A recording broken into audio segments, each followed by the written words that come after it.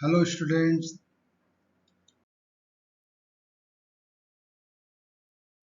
Assistant Professor Commerce, Government माता Karma girls college Mahasamund Chhattisgarh video lecture part 1 में आप सबका स्वागत करता हूं।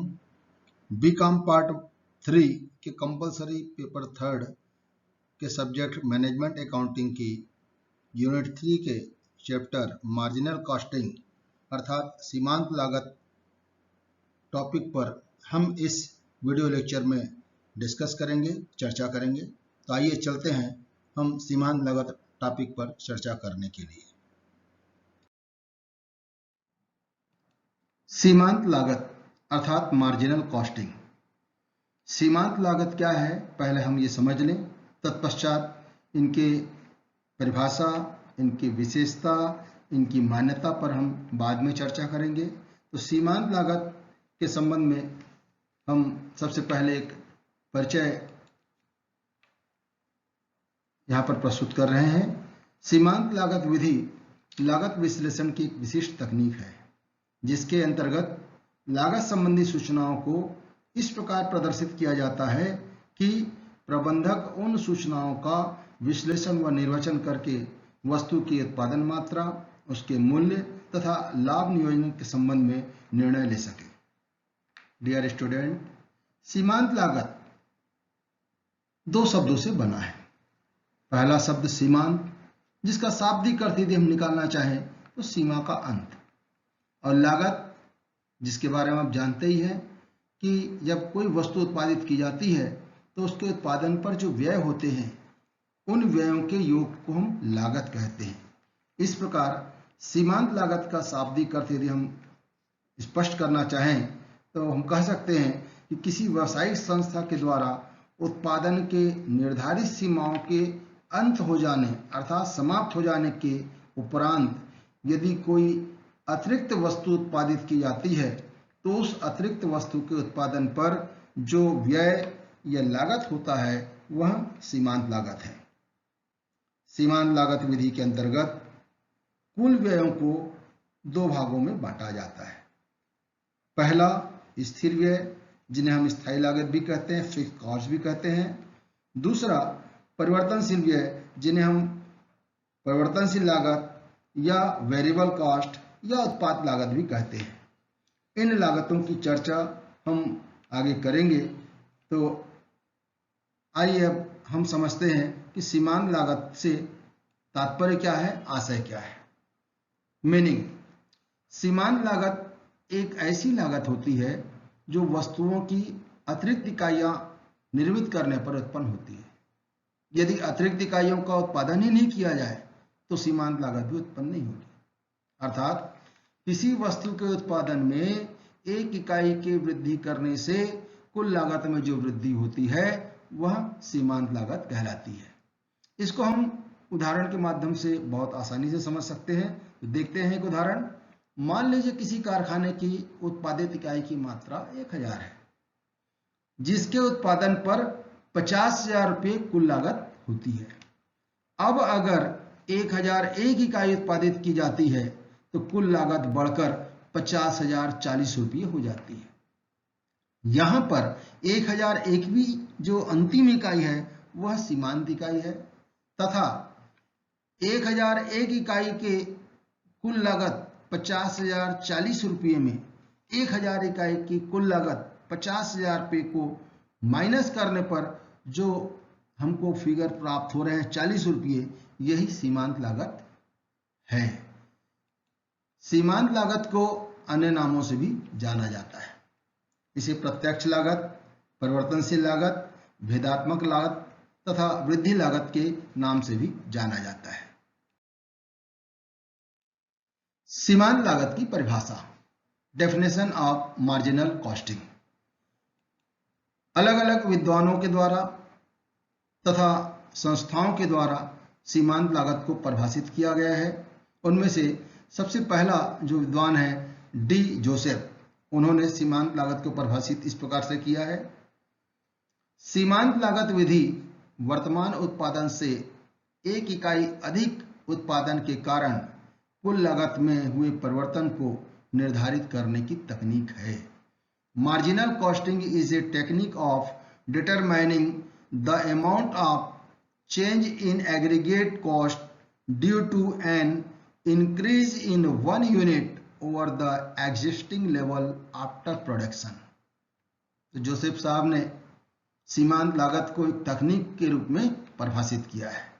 कैसी तकनीक कि यदि किसी संस्था के उत्पादन का जो निर्धारित स्तर है उस स्तर से यदि एक अधिक इकाई या उससे भी और ज़्यादा उत्पादन किया जाएगा तो उस निर्धारित स्तर से ज़्यादा उत्पादन करने पर जो लागत में परिवर्तन होंगे, चेंजेस होंगे, उसी को ज्ञात करने के लिए जिस विधि का प्रयोग किया जाता है उसको सीमांत लागत विधि कहते हैं। एक दूसरी परिभाषा देखें, ICMA लंदन के अनुसार, institute of cost and management association London ने किस प्रकार से परिभाषित किया सीमांत लागत को।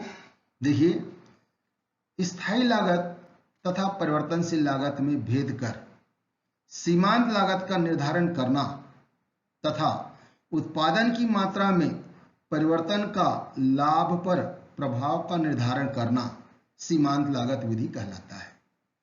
The ascertainment of marginal cost and the effect on profit of change in volume, type of output by differentiating between fixed costs and variable costs is known as marginal costing।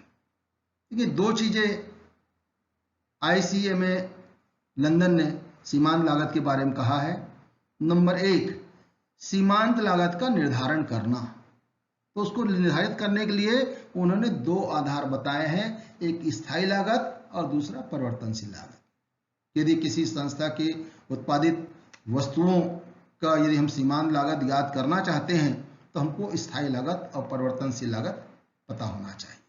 उसी प्रकार से उन्होंने दूसरा जो महत्वपूर्ण बात कही है अपनी परिभाषा में कि उत्पादन की मात्रा में परिवर्तन का लाभ पर प्रभाव को ज्ञात करना।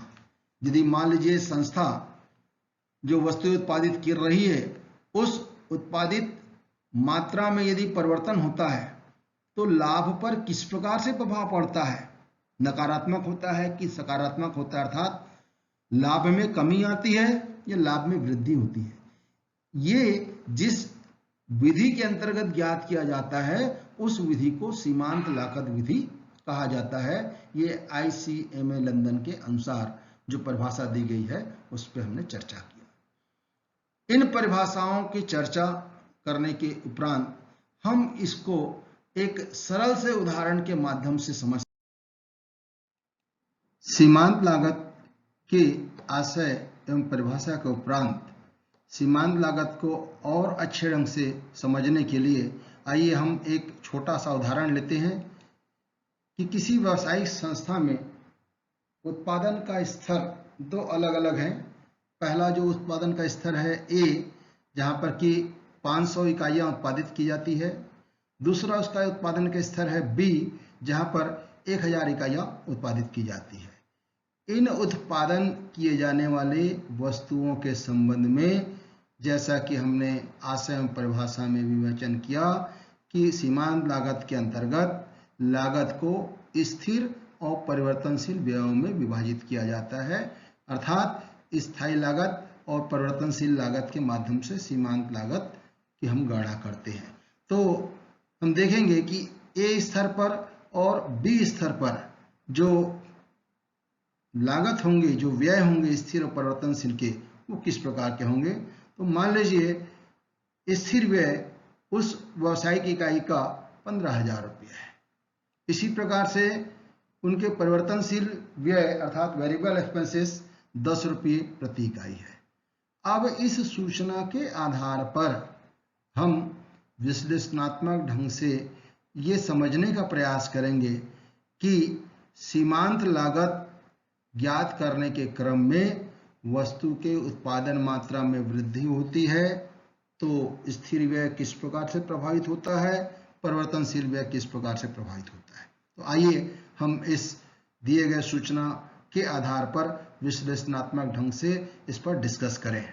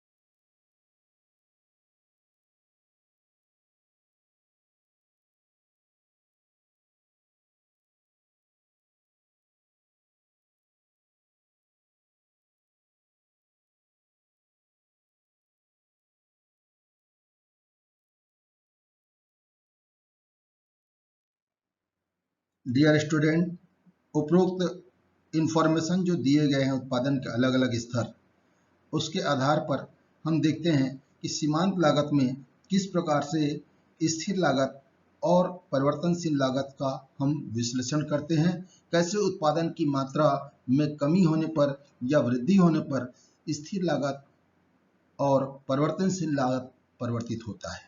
तो पहली ए वाले उत्पादन स्तर पर हम देखें कि उत्पादन यदि 500 इकाइयों का है और सूचना जो दी गई है स्थिर लागत 15,000 रुपये है, प्रति इकाई परिवर्तनशील लागत 10 रुपये है, तो उस दशा में हम प्रति इकाई स्थिर लागत निकालेंगे तो देखेंगे 15,000 रुपये में 500 इकाई को डिवाइड कर देंगे, प्रति इकाई स्थिर लागत 30 रुपये। इसी प्रकार से प्रति इकाई परिवर्तनशील लागत ज्ञात करना चाहेंगे तो 5,000 रुपये कुल परिवर्तनशील व्यय में 500 इकाई का हम भाग कर देंगे तो 10 रुपये प्रति इकाई परिवर्तनशील लागत होगा। अर्थात 500 इकाई के उत्पादन पर कुल लागत प्रति इकाई 30 रुपये स्थिर लागत और 10 रुपये परिवर्तनशील लागत, कुल 40 रुपये प्रति इकाई लागत होगी, जबकि ए स्थिति में उत्पादन किया जाता है 500 इकाइयों का। अब हम दूसरे जो उत्पादन के स्तर है उसको देखें। बी वाले स्तर में हम देखेंगे कि प्रश्न में जो उदाहरण में जो सूचना दी गई है कि कुल उत्पादन मात्रा 1000 यदि है तो वहां पर भी स्थिर लागत 15,000 ही मानते हैं, प्रति इकाई परिवर्तनशील व्यय 10 रुपये है, तो यहाँ पर प्रति इकाई स्थिर लागत 15,000 रुपये जो कुल स्थिर व्यय है उसको 1000 इकाई से डिवाइड कर देंगे तो प्रति इकाई स्थिर व्यय या स्थिर लागत 15 रुपये होगा। ठीक इसी प्रकार से प्रति इकाई परिवर्तनशील लागत या व्यय हम ज्ञात करना चाहेंगे तो 10,000 रुपये कुल परिवर्तनशील व्यय है, जिसमें हम 1000 इकाइयों को भाग कर देंगे, डिवाइड कर देंगे तो 10 रुपये प्रति इकाई परिवर्तनशील लागत होगा। अर्थात 1000 इकाइयों के उत्पादन पर कुल लागत प्रति इकाई 15 रुपये स्थिर और 10 रुपये परिवर्तनशील, दोनों मिलाकर 25 रुपये प्रति इकाई कुल लागत होगी। तो ये दोनों ही स्तरों पर उत्पादन करने से जो स्थिर व्यय में परिवर्तन हो रहा है या कुल परिवर्तनशील लागत में जो परिवर्तन हो रहा है उसको हम निष्कर्ष स्वरूप देख सकते हैं। देखें, सबसे पहला जो हमको निष्कर्ष मिलता है, कुल लागत में जो स्थायी व्यय होता है वह उत्पादन मात्रा के अनुपात में परिवर्तित नहीं होता है। ध्यान दीजिए, उत्पादन मात्रा के अनुपात में परिवर्तित नहीं होना। आप देखिए ए वाले उत्पादन की स्थिति में स्थिर लागत जो है 15,000 ही है। बी वाले उत्पादन के स्तर में देखेंगे यहाँ पर भी स्थिर लागत 15,000 ही है। तो भले ही उत्पादन का मात्रा पर अलग अलग है, परिवर्तित हो रहा है, लेकिन स्थिर व्यय ज्यों का त्यों 15,000 रुपये ही है। उत्पादन की मात्रा में कम होने पर प्रति इकाई स्थिर व्यय अधिक होता है, जबकि उत्पादन की मात्रा में वृद्धि होने पर प्रति इकाई स्थायी व्यय कम होता है। आप देख लीजिए ए वाली स्थिति में प्रति इकाई स्थिर लागत 30 रुपये आया है, जबकि बी वाली स्थिति में स्थिर लागत प्रति इकाई 15 रुपये आया है।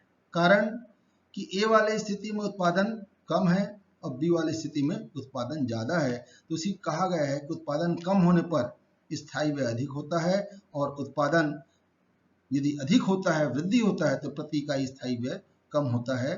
तो इसको हम दूसरे शब्दों में कह सकते हैं कि प्रति इकाई स्थिर व्यय कुल उत्पादन की मात्रा में विपरीत संबंध होता है। सरल शब्दों में हम इसको कहें कि यदि उत्पादन की मात्रा बढ़ेगी तो प्रति इकाई स्थिर व्यय कम हो जाएगा, और यदि उत्पादन की मात्रा कम होगी तो प्रति इकाई स्थिर व्यय की राशि जो है बढ़ जाएगी। अब हम इसी विश्लेषण के आधार पर परिवर्तनशील लागत के संबंध में निष्कर्षों को देखें। कुल परिवर्तनशील लागत कुल उत्पादन मात्रा के अनुपात में परिवर्तित होता है। कुल उत्पादन मात्रा के अनुपात में परिवर्तित होने से तात्पर्य कि यदि उत्पादन मात्रा बढ़ रही है तो कुल परिवर्तनशील लागत भी बढ़ेगी। देख लीजिए आप, जो हमने ए वाली स्थिति में देखा कि परिवर्तनशील कुल लागत की बात कर रहे हैं हम यहाँ पर 5,000 रुपये, कब, जबकि उत्पादन 500 इकाइयों का है, और दूसरे बी वाली स्थिति में 10,000 रुपये परिवर्तनशील व्यय हो रहे हैं कुल, कब, जबकि 1,000 इकाइयाँ उत्पादित हो रही है। बहुत स्पष्ट है कि उत्पादन की मात्रा बढ़ी तो कुल परिवर्तनशील लागत भी बढ़ा है। अब उत्पादन की मात्रा कम होती है तो कुल परिवर्तनशील लागत भी कम होता है। पहले 1,000 इकाई के लिए 10,000 लगता, अब ए वाली स्थिति में 500 इकाई के लिए 5,000 रुपये लग रहा है, जबकि उत्पादन की मात्रा में वृद्धि होने से कुल परिवर्तनशील लागत अधिक होता है। किंतु ये महत्वपूर्ण बात है, इसको आप ध्यान रखिए, प्रति इकाई परिवर्तनशील व्यय दोनों स्थिति में एक समान होता है। हम एक और बात तो कर रहे हैं, कुल परिवर्तनशील लागत बढ़ता है, कुल परिवर्तनशील लागत कम होता है, ये हम कुल परिवर्तनशील लागत के संबंध में कह रहे हैं, लेकिन प्रति इकाई परिवर्तनशील लागत चाहे उत्पादन बढ़ रहा हो चाहे उत्पादन कम हो रहा हो, दोनों स्थिति में एक समान रहेगा। आप देख लीजिए ए वाली स्थिति में भी 10 रुपये है, यहाँ पर दिए गए सूचना के आधार पर गणना में भी हमने देखा 10 रुपये है, यहाँ पर भी देख लीजिए दी गई सूचना के आधार पर 10 रुपया, और यहाँ पर जब हम गणना किए तो वो भी 10 रुपये।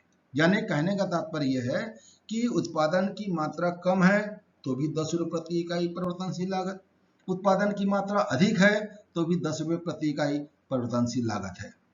तो इस प्रकार से हम दूसरे शब्दों में कह सकते हैं कि कुल परिवर्तनशील व्ययों और कुल उत्पादन मात्रा में सीधा संबंध है। सरल शब्दों में कहें कि यदि उत्पादन की मात्रा बढ़ेगी तो कुल परिवर्तनशील व्यय भी बढ़ेंगे, और यदि उत्पादन की मात्रा कम होगी तो कुल परिवर्तनशील व्यय भी कम होंगे। तो अब समग्र रूप से हम इसका निष्कर्ष देखें। समग्र रूप से यह निष्कर्ष निकलता है कि सीमांत लागत के अंतर्गत कुल उत्पादन मात्रा कम होने पर प्रति इकाई लागत अधिक होगी। हम अभी पहले जो दो निष्कर्ष निकाले हैं वो स्थिर व्यय और परिवर्तनशील व्यय के संबंध में, अब जो हम निष्कर्ष निकाल रहे हैं वो कुल लागत के संबंध में है। तो कुल उत्पादन मात्रा कम होने पर प्रति इकाई लागत अधिक होगी, जबकि कुल उत्पादन मात्रा अधिक होती है तो प्रति इकाई लागत कम होती है। तो यहाँ पर देखेंगे आप, पहले वाले ए स्थिति में जब 500 इकाई उत्पादित कर रहे हैं तो कुल लागत प्रति इकाई 40 रुपये, बी वाले उत्पादन स्तर पर जब 1,000 इकाई उत्पादित कर रहे हैं तो प्रति इकाई उत्पादन लागत 25 रुपये है। कंपेरेटिव आप देखिए कि जैसे ही उत्पादन बढ़ा, 500 से बढ़कर के 1000 हो गया, तो वो जो कुल लागत है 40 रुपये, वो घट करके 25 रुपया हो गया। तो सारांश रूप में हम कह सकते हैं कि उत्पादन मात्रा और प्रति इकाई लागत में विपरीत संबंध होता है। कुल उत्पादन मात्रा और प्रति इकाई लागत में विपरीत संबंध होता है, अर्थात यदि कुल उत्पादन मात्रा बढ़ रही है तो प्रति इकाई लागत कम होगी, यदि कुल उत्पादन मात्रा कम हो रही है तो प्रति इकाई लागत बढ़ जाएगी। तो ये सीमांत लागत के अंतर्गत दो जो महत्वपूर्ण फैक्टर हैं, स्थिर लागत और परिवर्तनशील लागत, उसको किस प्रकार से गणना किया जाता है, यह सीमांत लागत के अंतर्गत हम आगे प्रश्नों में और देखेंगे। आइए हम चलते हैं अगले टॉपिक की ओर। सीमांत लागत की विशेषता, कैरेक्टरिस्टिक्स ऑफ मार्जिनल कॉस्टिंग।